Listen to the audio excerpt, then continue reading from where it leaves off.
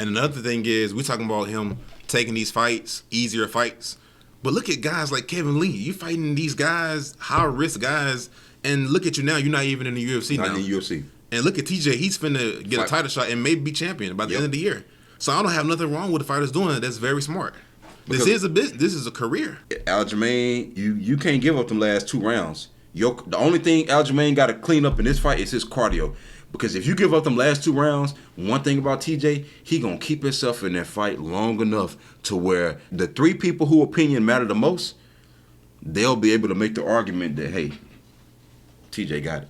They ain't got to make an argument. They're going to just say TJ won. They just going to say this TJ fight won. hit 5 rounds. If this fight hit 5 rounds, they're going to people sleep on Aljamain because I think that even with winning that fight, people really don't feel like he's supposed to have it. That's why the TJ fight happening. Then that's why you got Piotr fighting Sean right before that.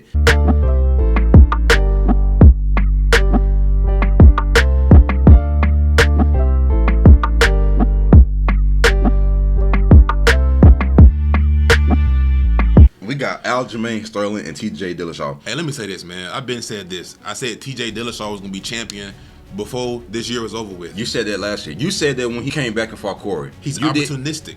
And that's one of the reasons we made this podcast, because we talk about this stuff all the time. He is very opportunistic. I don't agree with everything he does outside the cage, but inside the cage, he's a killer, man. And he's a winner. And one thing about TJ Dillashaw, he going to put himself in a position to fight for that belt. He going to put himself in a position to where no matter what you say, and remember I used to tell you the story about on The Ultimate Fighter? It was the Ultimate Fighter season with Michael Bisping and Mayhem Miller. And he went to, I want to say Michael Bisping was his coach.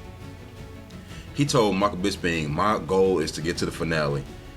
He said, I'm not trying to fight the toughest people to get there. My goal is just to get there. I don't care if I got to take the easiest path. I just want to get to the finale. And he did. And you could even argue that they kind of stopped that fight with John Dodson a little bit early. Like, because at the time watching it, I was like, man, that was kind of messed up. But John Dodson did win. But he did get to the finale. And the thing about TJ is he want to be at the top. I'm going to say this, man. The approach in the bantamweight division right now, I respect that 100%. We got killers in the bantamweight division right now. Yes. So he's trying to take the road, let's travel, and become champion. And you might as well get the belt, because once you get it, all of the people you got to fight are incredible anyway. Look, there are certain divisions in the UFC, I'm not going to call them. When you're the champion, that pretty much means you're better than everybody else. And you pretty much can clean out the division. Let's call it what it is. You ain't cleaning out the bantamweight division. You'll get cleaned up before you clean that out. TJ Dillashaw, I expect him to look good in this fight, but I would just want to make it very clear that Corey was beating the dog snot out of him in that fight. And Corey dropped the ball later. I don't know if it's a cardio thing, because he's doing so much at the beginning of the fights that maybe he's getting tired. Because he did, you know what it was? And I told you this when it happened. No, I want to say this was the Piotr Young fight. When Corey's coach told him, you're winning this fight, that's the moment Corey took his feet off the pedal, and I said, Corey finna lose this fight. And when you asked me what happened, you kind of missed one of these fights. It's the Piotr Young, remember? Yeah, I was working that day. And I said, and you said, what happened? If it was so close in the beginning. I said, you know what happened? His coaches told him he was winning, and then he took his foot off the pedal, and then he turned around and got dropped in that round, and then and that's kind of what happened here with TJ. He kind of felt like the distance between me and them is too far. They can't catch up. And Corey did just enough to let TJ do just enough to get in the fight and make an argument that he won, and then TJ won by split decision, which I still don't even agree with that decision. I don't even agree with it. I watched it live, and I just felt like Corey probably still should have won, but I can see how he did enough to where even the judges can make the argument that, like, hey, TJ won. And that was all on Corey. So even TJ being here, this ain't even because, look, he did 100% of what he was supposed to do, but Corey also just didn't do what he was supposed to do. But hopefully he'll clean it up. Now, on the other side, before we move on, what you got to say? One thing that was impressive was TJ strong heart. He didn't injure his knee. He pretty much injured his knee and fought for 4 more rounds. And you can't say nobody gave that to him, because nobody can keep you in the fight, especially when you injured and you ain't fought in a long time, and you lose in the first few rounds. That you got a lot going against you. And another thing is, we're talking about him taking these fights, easier fights.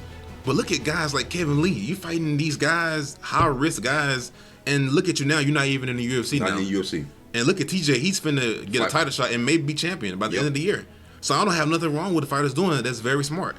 This is a business. This is a career. And it's about longevity. And at the end of the day, like we said, once you get the belt, you gotta fight them. You gotta fight these tough guys anyway. Look, if I'm gonna fight these Umars and these Ricky Simones, and look, the people I named are barely in the top 10. If Umar is even in the top 10 right now. Look, I didn't even name 2 through 8. You know what I'm saying? Look, if I'm gonna fight these guys, it's gonna be for the belt. Now we got Aljamain. You got a tough order coming up ahead of you, buddy. You also got, but look below this, you got Sean O'Malley. Look, we're gonna talk about that one in a minute. He arguably might have Piotr next for the trilogy, or if Sean can get by Piotr, if he can get by him, that's an automatic title shot. I believe that's an automatic title shot. In which case, Aljamain got one of the most coveted belts in UFC history right now, I feel like. Now, Aljamain is doing his thing. He's been getting better. Now, they just had the second fight with him and Piotr. I feel like he won. I feel like he lost. I feel like there's this thing. The argument can be made for both of them. I just want to make it clear. It was a 50-50. No, Aljamain won 2 and 3, and Peter won 4 and 5. That's what I'm going to say. Yeah. Aljamain clearly won rounds 2 and 3. Piotr clearly won rounds 4 and 5. It comes back down to round 1.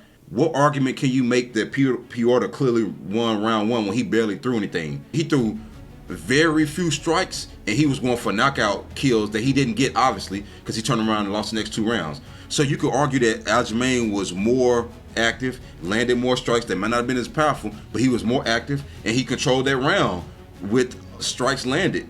Even though Piotr was walking forward, he was throwing very little. Historically, Piotr don't do much in the first few rounds. Yes or no? Yeah. So if historically he gives up the first few rounds, how can we make the argument that he won the first round when we know historically that he does not? He intentionally does not win the first round, which almost always goes to the opponent. So that in my mind, that lets me know Aljamain won rounds 1, 2, and 3, and that means you won 3 out of the 5 rounds. So he should be the champion. He won. But you're fighting TJ Dillashaw. He's gonna have to put together a more definitive win against TJ. But you know why he can do that? Why? Because Piotr is so much more dangerous standing up than TJ. When he fought Corey, he didn't look phenomenal in that fight. He just stayed in it enough to where the judges could make the argument he won. It ain't so much that he did a great job. You see what I'm saying? Yeah. It ain't like his striking looked phenomenal. He couldn't even take Corey down. Remember? He had him up against the cage. Let's not pretend like he was taking Corey down and holding him down. He did not do that. For his personal offense, because at the beginning of that fight, he was getting cooked. He was getting cooked for like 2 or 3 rounds.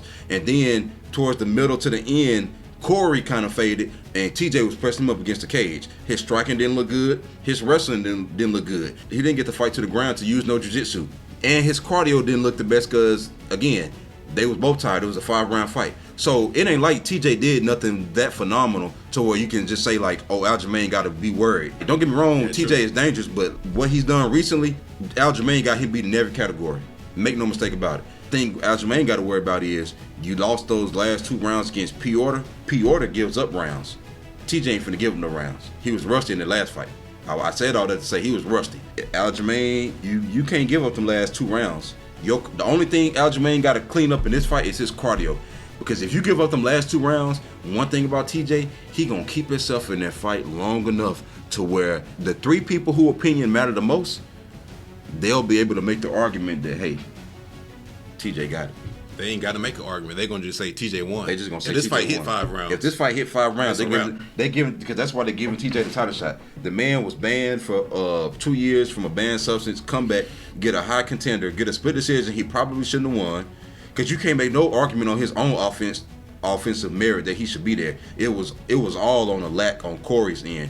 So that's one thing. You get a title shot that's you get a comeback fight you don't really deserve. Now you're getting a title shot you don't deserve. If this fight goes 25 minutes, Aljamain, they're gonna get this fight to TJ. You're gonna have to clearly dominate this fight. I mean, you literally gotta win 4-1.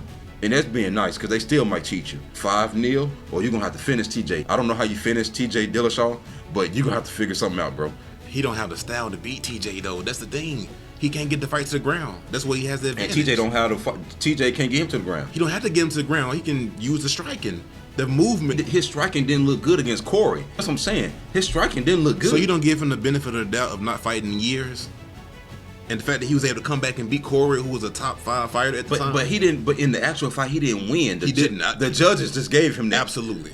Now what TJ did right was make it close enough with the clinch work to where he could say, "Hey, I controlled this." But he didn't do anything other than that. His striking didn't look amazing. His striking looked awful. Absolutely. Aljamain's striking looked better in his second fight against Piotr. And if you would have thought that he would have been really scared in that second fight, but Aljamain stepped up. He showed up and he stepped up. In that first round, he made sure to keep his head movement and to be in and out and say, "Hey, I'm going to show you that I ain't scared of you, but I'm not going to play into your game and let you just cook me." But he showed his striking looked good. There were points in that first round where Aljamain was getting the better of those strikes. He was getting the better of those striking exchanges. The difference is Piotr was just clearly trying to knock him out, but Aljamain was clearly just trying to use his strikes to get the fight to the ground or to make Piotr tired. So Aljamain's striking looked really good in that first round. But he did have moments when he fought against Peter where he was getting stuff bad. He was flying across the cage. Piotr got some of the best takedown defense in UFC history. TJ Dillashaw ain't got great takedown defense. He do. But we don't see that killer we saw, and I hate to say this, I didn't want to go down this path. We might talk about this later. But TJ, he didn't look like that killer we saw when he fought Henry Barral that first fight. Because you know what? You know why? We all know what it was. Yeah, but it is. We ain't got to go there. That what he did to Cody, because he was able to fight like that because, you know, he knew what was going on. And this last thing I'm going to say about that, I think TJ first fight should have been against Cody. I don't care if Cody was on a 4-fight losing streak. Cody deserved it. Which Cody's probably going to lose it, but give him another opportunity. Give them the opportunity to fight fair. Because we're going to make a video about that. He took that man belt knowing he was on that stuff. And Cody dropped him at the beginning of that round. And I like TJ. Look, TJ earned my respect a long time ago. But the fact of the matter is, you was able to fight like that and get past all those times where Cody hurt you because you knew what you was doing. And that took away Cody's win streak. That took away his belt. That took away his confidence. That took away his legacy. Cody lost his legacy. Make no mistake about it. It's gone. And then he's coming back and getting an immediate title shot. That's crazy. That is so unfair. Extremely unfair, man. Hey, but it's business. And business ain't fair. Only thing that's fair is what comes to your state once a year. Yeah, so we already know what it is. TJ is a winner. He's opportunistic. Hated or love it. But one thing is, Aljamain impressed me by not being scared of Piotr. He impressed me. He showed, hey, I'm not scared of you. Even though he clearly lost that first fight. How many people can clearly lose a fight and come back in the next fight like, nah, I'm going to show you I'm supposed to be the champion. You ain't supposed to. Man, he really showed like, hey, I really deserve to have this. And then he said he had back issues before the fight. He had back surgery. He had neck surgery. He had neck surgery. So he came back even stronger. That's what I'm saying. Like, dang, was he really hurt before the first fight? That's what I'm saying. Aljamain is really improving, and I think I'm gonna tell you something. People sleep on Aljamain because I think that even with winning that fight, people really don't feel like he's supposed to have it. That's why the TJ fight happened. Then that's why you got Piotr fighting Sean right before that. Aljamain, they really setting dude. That's why now they pushing Umar, they pushing Adrian Yanez, Ricky Simone. Look, Aljamain, I'm rooting for him, and I like a lot of these people in the bantamweight division, but I'm rooting for Aljamain. I don't dislike any of these guys because I like them all because they killers and they hungry. And I mean, that's what we here for. They, that hunger, that fight, that fire. But people are sleeping on Aljamain. Don't sleep on him.